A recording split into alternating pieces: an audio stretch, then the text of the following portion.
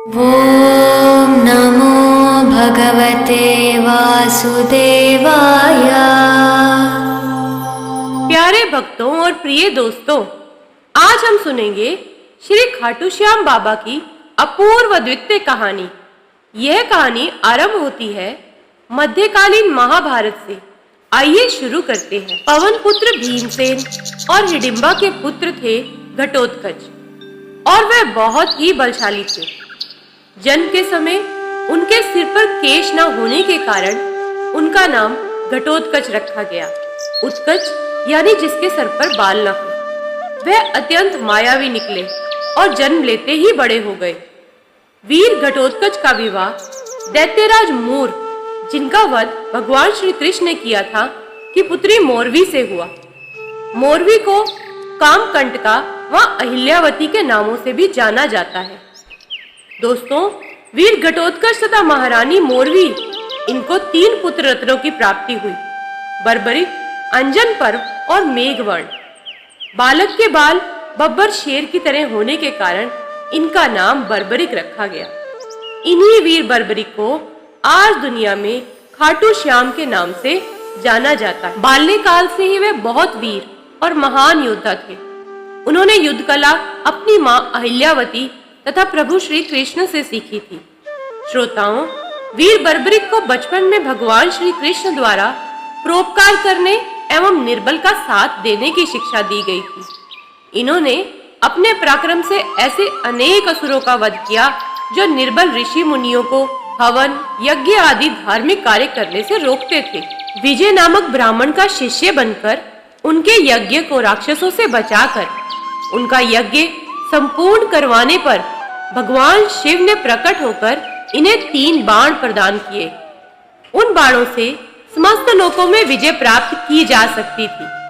मां दुर्गा ने प्रसन्न होकर उन्हें धनुष प्रदान किया, जो उन्हें तीनों लोकों में विजय बनाने में समर्थ था। हे भक्तों, जब महाभारत के युद्ध की घोषणा हुई तो वीर बर्बरिक ने भी अपनी माता के सम्मुख युद्ध में भाग लेने की इच्छा प्रकट की। तब माता ने इन्हें युद्ध में भाग लेने की आज्ञा सिर्फ इस वचन के साथ दी कि तुम युद्ध में हारने वाले पक्ष का साथ निभाओगे। जब भगवान श्री कृष्ण जी को वीर बर्बरिक की शपथ का पता चला तो उन्होंने वीर बर्बरिक की परीक्षा लेने की सोची। ऐसे में भगवान श्री कृष्ण ने ब्राह्मण भेष धारण कर बर्बरिक को रास्ते में रोका और उनकी बातों को सुनकर उनकी हंसी उड़ाई कि वे मात्र 3 बाण से युद्ध में सम्मिलित होने आए हैं। ऐसा सुनकर बर्बरिक ने उत्तर दिया कि मात्र 1 बाण शत्रु सेना को परास्त करने के लिए पर्याप्त है, और ऐसा करने के बाद बाण वापस धनुष में ही आ जाएगा, और यदि तीनों बाणों को प्रयोग में लिया गया तो पूरे ब्रह्मांड का विनाश हो जाएगा। यह जानकर भगवान कृष्ण ने उन्हें चुनौती दी कि इस वृक्ष के सभी पत्तों को वेद कर दिखलाओ। वे दोनों उस समय पीपल के वृक्ष के नीचे खड़े थे।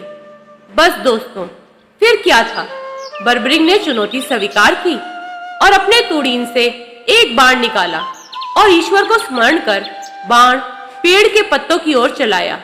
बाण ने क्षण भर में पेड़ के सभी पत्तों को वेद दिया और श्री कृष्ण के पैर के इर्द गिर्द चक्कर लगाने लगा, क्योंकि एक पत्ता उन्होंने अपने पैर के नीचे छुपा लिया था। बर्बरिक ने कहा कि आप अपने पैर को हटा लीजिए, अन्यथा ये बाण आपके पैर को भी वेद देगा। उसके बाद भगवान श्री कृष्ण ने बालक बर्बरिक से पूछा कि वह युद्ध में किस ओर से सम्मिलित होगा। तब बर्बरिक ने अपनी मां को दिए वचन को दोहराया और कहा, युद्ध में जो पक्ष निर्बल और हार रहा होगा उसी को मैं अपना साथ दूंगा। तब भगवान श्री कृष्ण जानते थे कि युद्ध में तो हार कौरवों की ही निश्चित है, और इस कारण अगर बर्बरिक ने उनका साथ दिया तो परिणाम गलत पक्ष में चला जाएगा। इसलिए ब्राह्मण रूपी श्री कृष्ण ने वीर बर्बरिक से दान की अभिलाषा व्यक्त की। बर्बरिक ने उन्हें वचन दिया और दान मांगने को कहा। ब्राह्मण ने उनसे शीश का दान मांग लिया। वीर बर्बरिक क्षण भर के लिए अचंभित हुए, परंतु वह अपने वचन पर अडिग रहे। वह बोले, एक साधारण ब्राह्मण इस तरह का दान नहीं मांग सकता। अतः ब्राह्मण से अपने वास्तविक रूप से अवगत कराने की प्रार्थना की। ब्राह्मण रूपी श्री कृष्ण अपने वास्तविक रूप में आ गए। श्री कृष्ण ने बर्बरिक को शीश दान मांगने का कारण समझाया। उन्होंने कहा कि युद्ध आरंभ होने से पूर्व युद्ध भूमि पूजन के लिए तीनों लोकों में सर्वश्रेष्ठ क्षत्रिय के शीश की आहुति देनी होती है, इसलिए मैं ऐसा करने के लिए विवश था।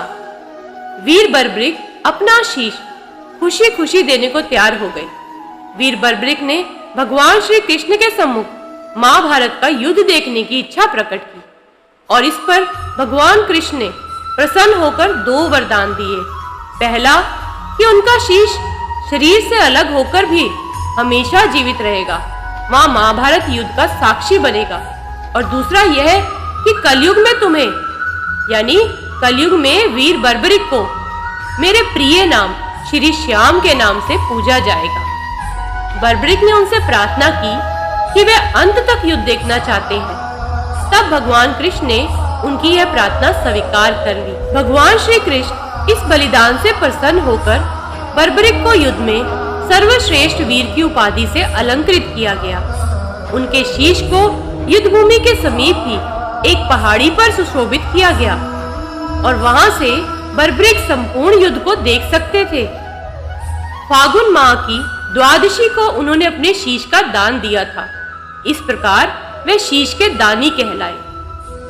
दोस्तों, महाभारत के युद्ध की समाप्ति पर युधिष्ठिर ने ब्रह्म सरोवर पर विजय स्तंभ की स्थापना की। महाभारत युद्ध की समाप्ति पर पांडवों में ही आपसी विवाद होने लगा और विवाद इस बात का था कि युद्ध में विजय का श्रेय किसको जाता है।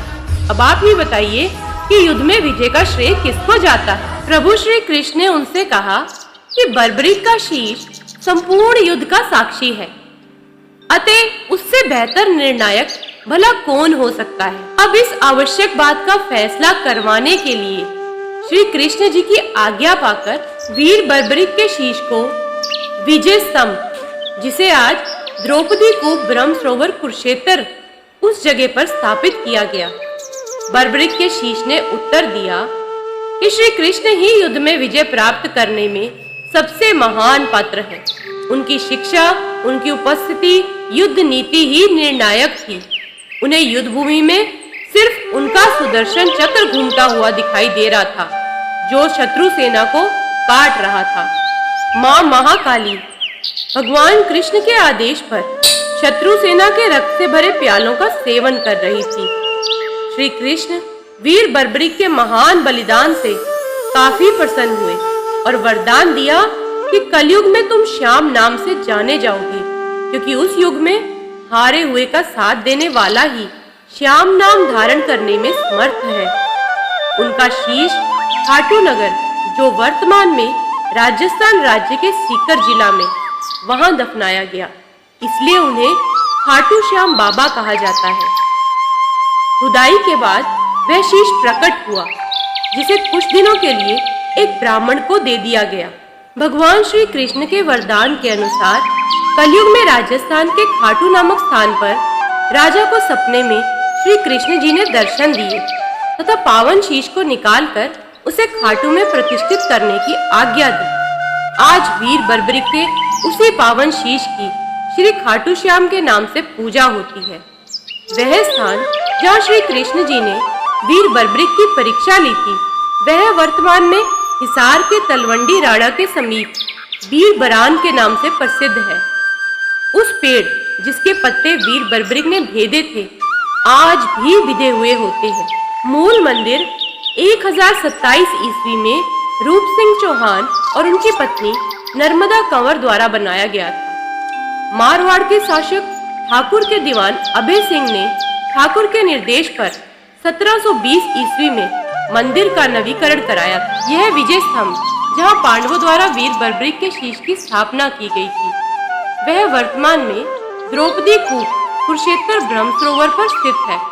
उस युग के वीर बर्बरिक आज कलयुग के श्याम हैं।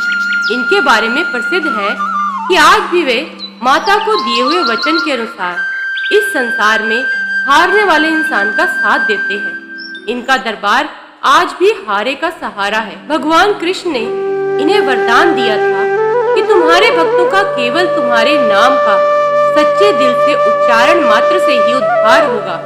सिर्फ इतना ही नहीं दोस्तों, यदि आप सच्चे मन और प्रेम भाव से पूजा करेंगे तो आपकी सभी मनोकामना पूर्ण होगी और सभी कार्य सफल होंगे।